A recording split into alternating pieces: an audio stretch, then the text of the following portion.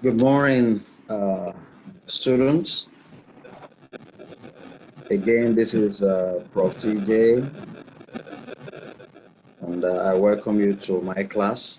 And today we are going to be very brief,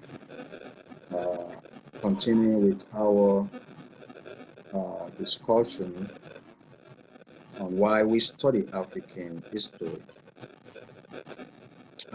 I could see that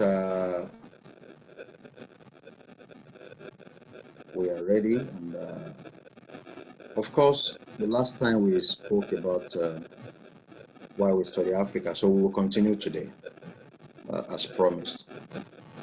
We've justified with evidence the fact that Africa is the birthplace of man and woman.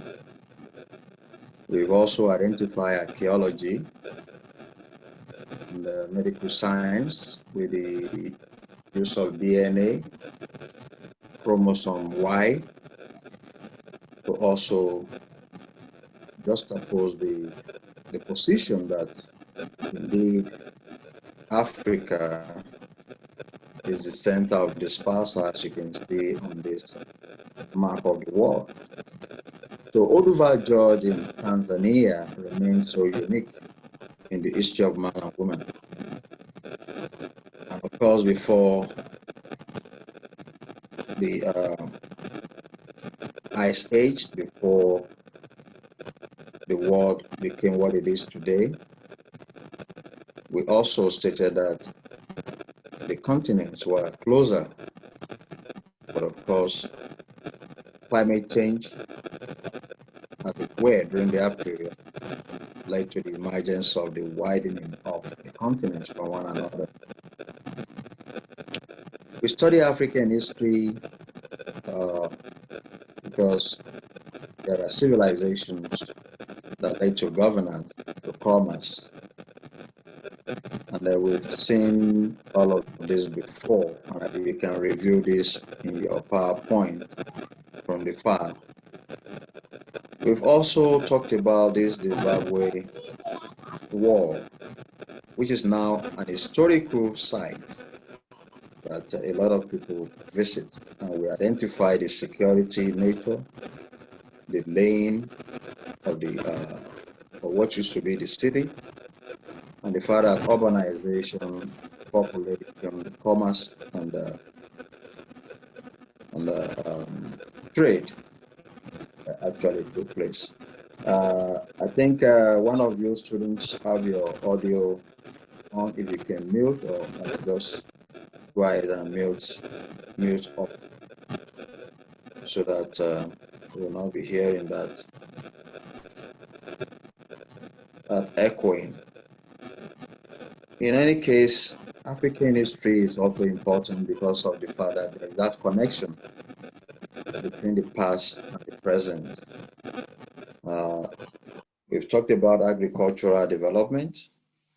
We've talked about the complex trading system.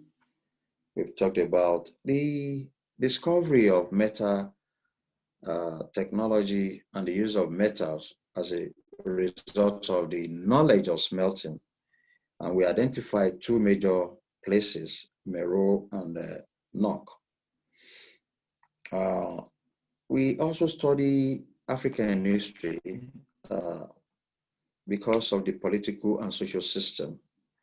To the Europeans, Africans before 1500 or 1875, which is our stopping period for this class, to the Europeans, there was absence of political and social system.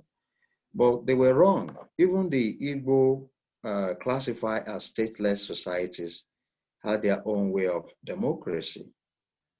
Village democracy, republicanism was a major aspect of their system of governance and social configuration.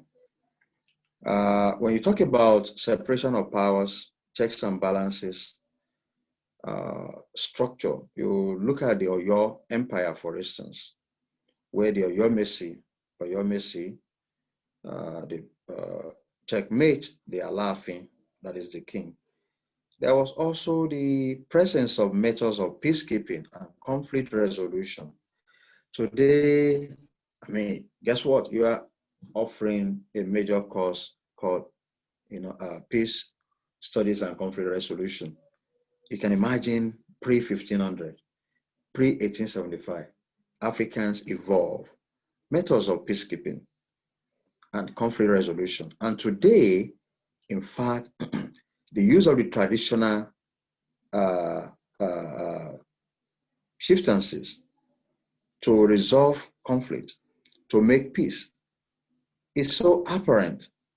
If I can remind you of the situation in Edo before the recent election, I'm talking about Nigeria now. You see that the Oba and the traditional institution really played a major role. So again, it goes to the fact that the Amitic hypothesis of the Europeans that Africans have no system of governance, they have no system of trade and commerce, that the exchange was just substantive, was primarily by barter, does not really hold any validity. And that is why we have to study Africa. To round up, we study African history for the following reasons also. There was the presence of religious system before the emergence of Islam through the Sahara, or Christianity through the coastal Atlantic area. Africans, have their own way of life. In various African societies, communities, they do worship God as they, believe. And religious life was so important in their everyday life, as the anthropologists will tell us. They have their belief system, they have their practices, and they were polytheistic in nature. In other words, they worship more than just one God. The difference between African religion and Islam or Christianity is the polytheistic nature, that is, believing in more than one God by the Africans. There is also a very strong ancestral worship. They believe that the ancestors did not just die, they continue to build within the community, within the village, within the society. And that was also a strong part of their belief system. We cannot end this class without talking about education, and even medicine in various parts of Africa. We have evidence that indeed, before the emergence of the Europeans, Timbuktu, where the first university emerged, was a vibrant city where people traveled from far and wide, from south of the Sahara, from north of the Sahara, and met and learned for years. Of course, it has an element of Islamic influence. The Arabs, when they began to contact the Africans through the Sahara trade routes, at about 8th to 9th century onward, it was really, but education was present. Education within the family, education in villages, education in communities, even in the kingdoms, education was paramount. It was not the type of the European educational system. And as such, the European cannot say writing alone, sitting in the formal classes, the way they do it is the only form of education. And then historians have, working in a multidisciplinary nature, that is with anthropologists, with archaeologists, even some economics, to retell the story or the narratives of Africans during the pre-colonial period. Lastly, there is presence of a writing system. There is, because up to today, it is continuous. For instance, you look at the Insibidi among the Igbo people in present-day Eastern Nigeria, was a form of writing that the Europeans could not understand.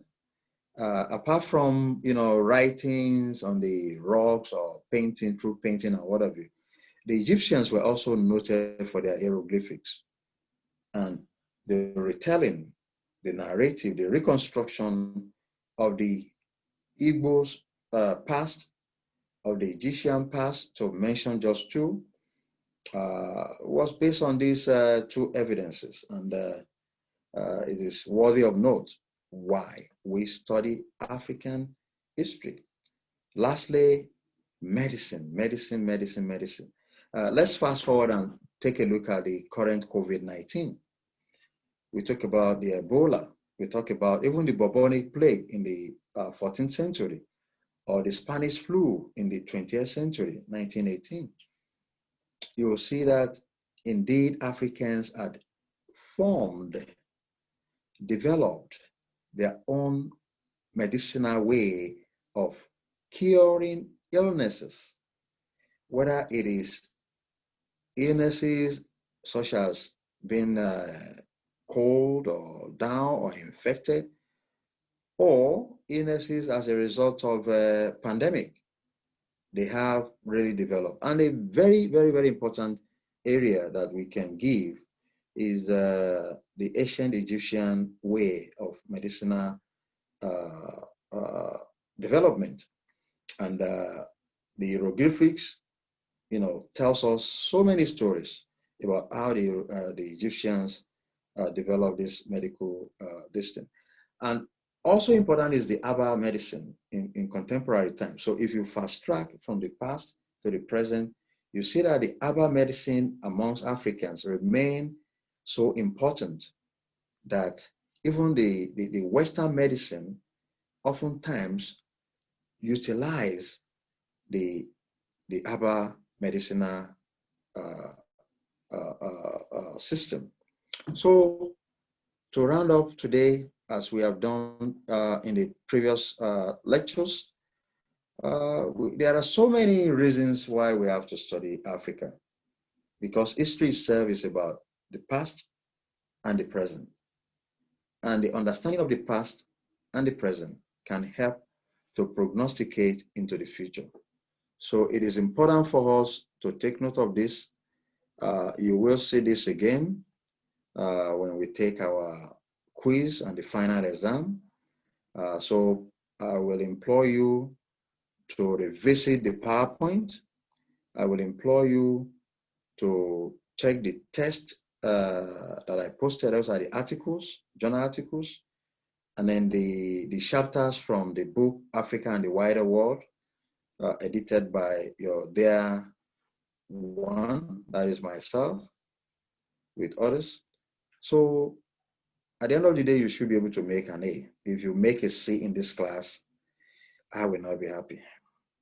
And I know you can do it. Okay? Stay blessed until we meet again. It is me, your dear one, Prof. TJ, saying keep studying, keep thinking about Africa, and keep learning. Bye. I will mute all of you so that I can hear your voice.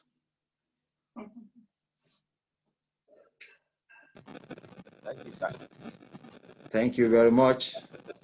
Sir, we really enjoy it all. And sir, we are going to read it deeply by, as you said. Okay. You have a question for me? Okay. Your audio is off now, but I thank you for coming to class. And we will be seeing you in another class shortly. But please study hard, and then be ready to make your A. So bye-bye. Okay. Bye, sir.